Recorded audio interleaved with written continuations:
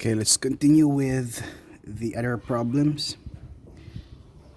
Okay, number two, water is moving with a velocity of zero point 0.3 meters per second and a depth of zero point 0.9 meters in a rectangular channel.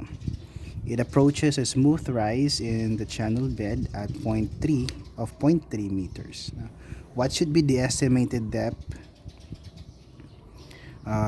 B after the rise? So may itong illustration dito. Illustration. So the water is flowing. Ito yung channel bed natin. Merong smooth rise. So biglang tumaas yung channel bed. So the rise is zero point 0.3 meters. Yan. Okay. So dumadaan yung tubig. Ganoon. And then of course the depth would be change, no, because of this obstruction. Okay. All right. Okay, so we are to solve for the depth of flow after this obstruction. So ano kayang depth niya? Kung nagiba yung depth niya, ano yung depth niya? Okay? So that's the problem. And this is just these kinds of problems are usually solved using the application of the energy equation. Okay. And we normally neglect the loss of, although meron talaga, no, may loss of energy because of this obstruction, no? But usually to analyze, to simplify the analysis, we normally neglect the loss of energy. So baka pa medyo bagal kasi ito yung tubig, no? Because of the obstruction na yan, medyo bagal siya ng konti. Okay? And that's loss of energy. Okay, but we usually neglect it, no, to simplify the analysis. Pero ang given naman yung loss of energy, then you can include it in the energy equation. Okay, so first is that we need to solve for the stage of flow before, okay, before the obstruction or the smooth rise. Okay, why do we need to solve it? Although this is not necessary naman, but this is just to check, you know, to check the flow, the stage of flow before the obstruction. So ano ba yung stage ng flow? So given naman yung velocity natin, okay, given din yung depth, so we can simply solve for the or we can easily identify whether the flow is upper stage or lower. So you can solve, we have discussed in the previous chapter, we can use for the critical depth or critical velocity or Froude number. So in this case, we're going to use Froude number to identify whether the flow is subcritical or supercritical or upper or lower stage flow. So using Froude number, that's V all over square root of GD. The velocity is 0.3, very, very slow. Velocity, 0.3 meters per second. Okay, so we have a Froude number that's equivalent to 0.101, which is less than 1, which means that the flow is on the upper stage. So nasa upper stage yung flow natin. Upper stage. So upper stage yung flow, so that the flow after the smooth rise is lower stage. So kung nag-iba yung depth niya, since there's no loss of energy, the same energy and the same discharge after the smooth rise here, that means that the flow after the smooth rise is an alternate depth, since we are considering the same minimum energy, or minimum to the same specific energy natin, so there's no loss of energy, and the same discharge. So yung discharge before and before this smooth rise is also equal to the discharge after the smooth rise. So if this is upper stage, then the depth of flow after the smooth rise would be, if it did change, no, would be at the lower stage. Okay, lower stage. So we expect that D2 then, the depth after the smooth rise, is relatively lower compared to D1, which is zero point 0.9 meters. We will discover that later. So neglecting losses, so ito yung energy grade line natin. So remember, ulitin natin, ulitin ko, ito yung the same principle sa pipes, open channel. So the total energy at this point of the open channel is equal to the depth d plus the velocity head. Okay, velocity head natin. Yan. So wala siyang pressure energy. So the energy at point 1, or that is before the smooth rise, is equal to E2. E2. Ano yung E2 natin? It's equivalent to yung since ito yung reference point natin. Yung reference point natin ito. It is 0.3 plus D2 plus V squared all over 2G. Okay? So, E2 natin is D2 plus V squared all over 2G plus yung 0.3 dito. Okay? So that they would have the same amount of energy, same yung energy grade line natin. Okay, so we're going to neglect the loss of energy as the water passes through the smooth rise. So by law of continuity of flow, so this would be the expanded form of the energy equation natin. So V1 squared all over 2G plus D1 equals ito, V2 squared all over 2G plus D2 plus yung smooth rise natin na 0.3 meters. Okay, so kailangan nating, ang sinusolve natin is D2, ano? D sub 2, the depth after the smooth rise. So we need to solve for the velocity head. So we need to solve V1 squared over 2G. D1 is given 0.3. So ito naman given to na. This is given. I sought to be solved. V2 squared over 2G. So we need to solve the velocity heads. Okay, so V1 is given. So no, walang problema sa velocity head sa point 1. And the width of the channel is not given, but definitely the width of the channel at section 1 is also equal to the width of the channel at section 2.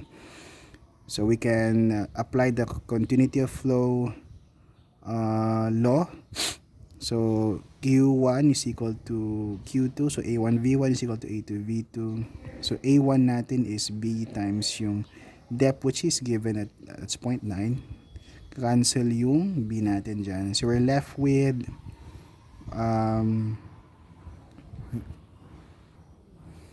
D2 V2 and this coefficient. So we can solve for V2 in terms of D2. So that in this equation, meron na lang tayong isang unknown which is D sub 2. No? That's the depth after the smooth rise. So simplifying the equation that we had, this would be the resulting value. So V2 is 0.27 over D2. Now we substitute this value of V2 sa energy equation natin. Okay. So this is V1 squared all over 2G plus 0.9 yung D1. This is V2 squared all over 2G plus D2 plus 0.3. So we only have one unknown in the equation, and that is D2. We solve this, if we can simplify this, or you can solve this using trial and error, or the equation solver in your calculators, or any applicable numerical method. So the resulting value then is 0.594 meters. So this would be our answer for this particular problem. So the depth of flow after a smooth rise is 0.594 meters. No? So, yan. That's the answer for number 2. Okay. So let's proceed to number 3. Number 3. Yeah. Uniform flow occurs at a depth of 2.4 meters in a 3.6 meter wide rectangular channel. The channel bed slope is 0.0018 and the Manning's coefficient N is 0.015. Neglecting head losses or loss of energy, what height of bump extending over the entire channel width is required to create a critical depth at the bump. Also determine the behavior of the stream as it passes through the bump. Okay, so again we have a bump.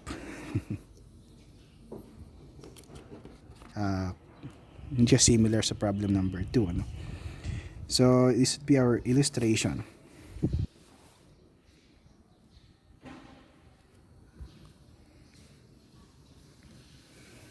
So meron tayong a channel, open channel. This will be a channel bed. So magkakaroon ng bump dito. Okay.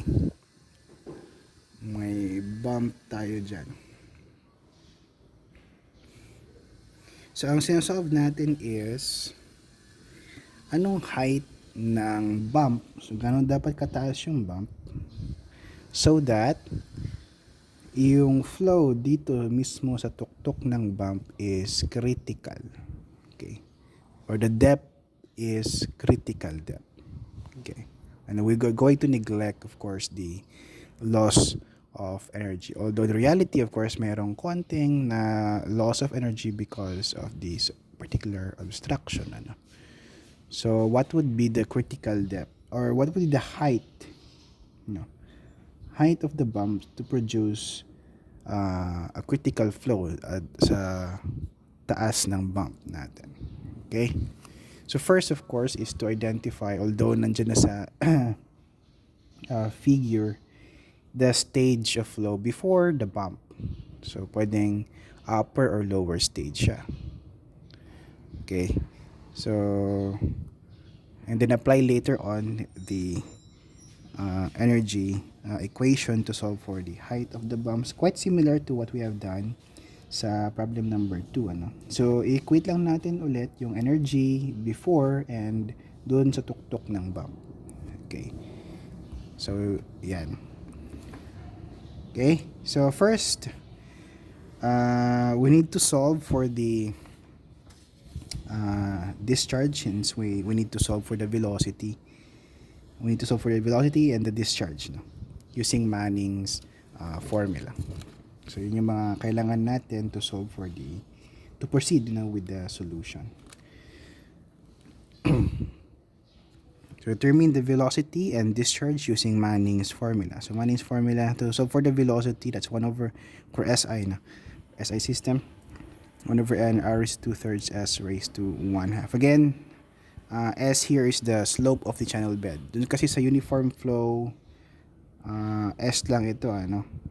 So, S sub O na ito kasi pwedeng mag-iba yung, sa non-uniform flow conditions, pwedeng magkaiba yung slope ng channel bed at yung slope ng hydraulic grade line, slope ng energy grade line. Yan. So since given naman yung ating slope and then the dimensions of the channel, we can solve for the velocity of flow here using Manning's formula. So we have this velocity of flow, and then we can also solve for the discharge. Q, that's 24.9 cubic meters per second. Okay. Next is to solve for the stage of flow. Okay. Para malaman natin kung upper or lower stage ba yung flow before the bump, no? That would somehow affect our analysis later on, no? So kung halimbawa lang na lower stage pala ito, kasi sa figure na ilagay ko na upper stage siya. So this would be, of course, the flow here would be the depth of flow would be less than the critical depth dito. Okay, so upper stage mas malaki. Okay. And so let's solve for the stage of flow before the bump. And again, we can use Froude number to identify the stage. That's V all over square root of GD. So we have a Froude number that's less than 1. The Froude number is 0.6. Definitely less than 1. So the flow is upper stage. Ibig sabihin, mas malaki yung depth before the bump. Okay. Before the bump. Okay, next, since we have solved for, okay, din tayo, no? to apply the energy equation. So we can now solve for the height of the bump.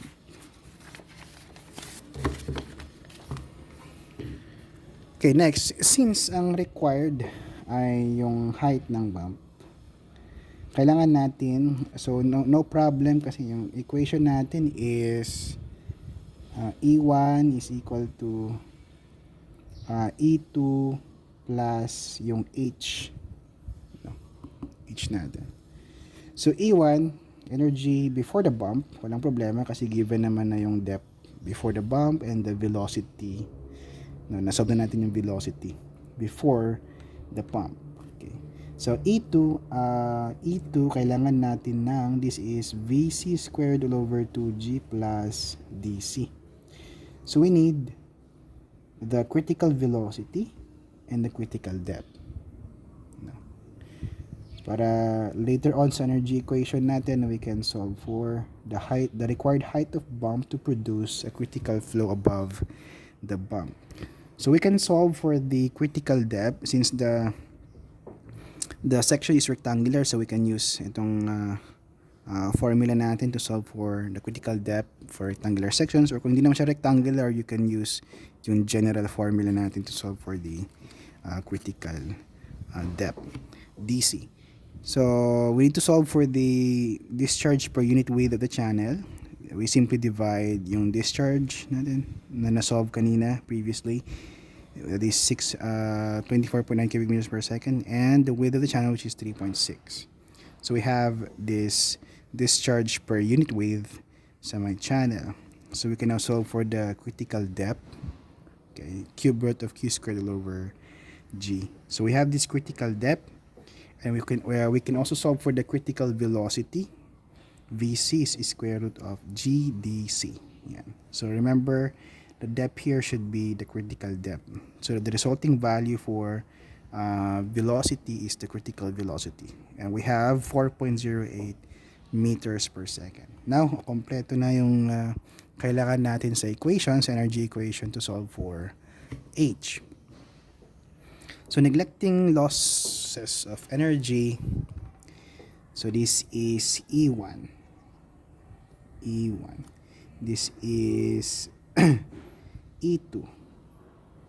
Okay, plus yung bump natin dito. Yep. Okay, so V squared all over 2G plus yung depth natin at 0.1, that's 2.4.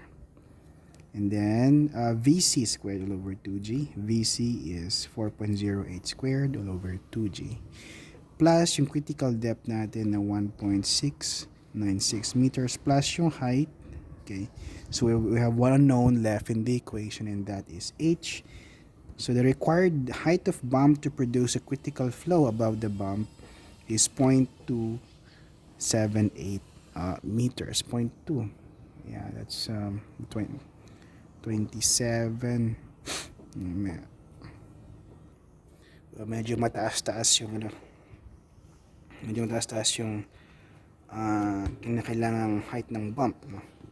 Okay, so that is problem number, what problem number is this?